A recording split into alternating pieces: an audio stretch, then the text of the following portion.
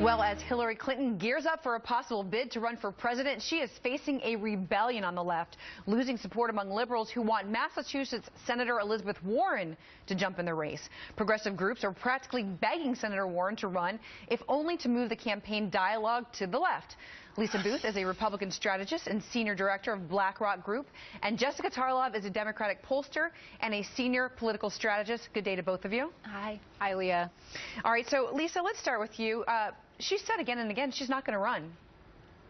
She has, but you're absolutely right to highlight the fact that there is this rift in the Democrat Party. And Hillary Clinton's going to have a lot of problems with her base. We've already seen it. Groups like Democracy for America and MoveOn.org are actively campaigning for Elizabeth Warren to run.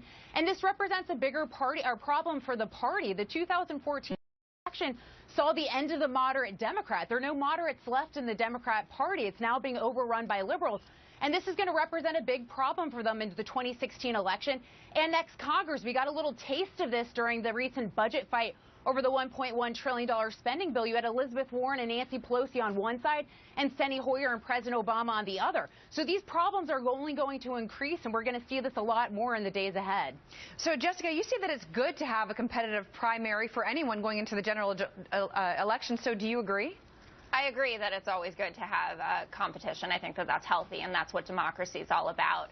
I wouldn't say, though, that this is a rift that can't be solved, and I think that Elizabeth Warren and Hillary Clinton both want what's best for the party, and I think that we should trust Elizabeth Warren as well about the fact that she's saying that she's not running, at least for now, and that she's going to be supportive of whatever the party wants to put forward. That said, she emphasizes economic fairness, which I think is a hugely important issue and something that Hillary Clinton will have to deal with and add to her own platform. So I feel like we could find a meeting of the minds here and move forward with one strong candidate.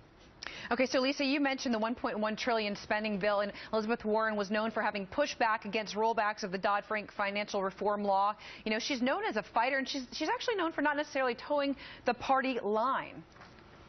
Well, I think what she represents is not good for America. I mean, what she represents is higher taxes on Americans. She represents Obamacare, that's punishing small businesses and that's punishing Americans. And those aren't good things. Those aren't positive things for Americans. But to touch on what Jessica said, that the problem that the Democrats are going to face is that the party's represented by liberals now. The benefit of Republicans right now and the beauty of the party right now is we're becoming this big tent party. We're becoming a more diverse party. We've got conservatives like Ted Cruz. We've got moderates like John McCain. We've got libertarians like Rand Paul. And we've also become a more diverse party. The 2014 election saw the re-election of Tim Scott, Mia Love in Utah, and even someone like Elise Stefanik, who's now the youngest woman serving in Congress. So Democrats have a real problems on their hand, the fact that they're a shrinking party and the Republican Party is a growing one. Jessica, is this true? You know, we've seen video of Hillary Clinton speaking to half-empty rooms.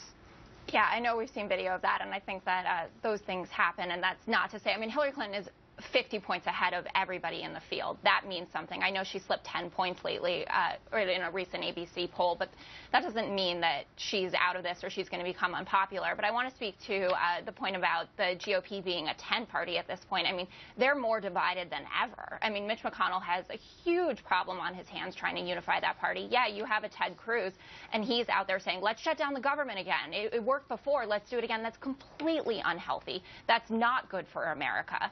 And I really disagree with your point there. Okay. So, you know, Lisa, actually, Elizabeth Warren has not said that she's going to run, but Jim Webb has. Right. He absolutely has. You know, I don't really know how much of a threat he faces to Hillary Clinton, but, you know, I do think she's going to have problems on her hand. You know, Hillary Clinton's not as strong as a candidate as everybody likes to say she is. She owns President Obama's failed agenda and one that was just soundly rejected in the 2014 elections. Hillary Care paved the way for Obamacare, and she's directly responsible to the Obama administration's failed foreign policy record. Okay, so Jessica, you know, I said that Jim Webb's running, but what he actually said is he's launching an exploratory committee. Just like Jeb Bush. I mean, it's a precursor. If people like him, he's going to go. I'm sorry, go ahead. If people like him, I mean, that's just kind of, it's testing the waters, right? And I mean, Jim Webb has expressed interest before, and I think he's a really interesting candidate. And he has the populism to him and also the foreign policy experience. You know, he's a vet. I mean, these things are hugely important, but I don't think that he's a big challenge to Hillary Clinton in the end, no. Okay. Well, Lisa Booth and Jessica Tarlov, we will see how things go. Thanks so much for joining us today. Thanks for having us. Thank you, Leah.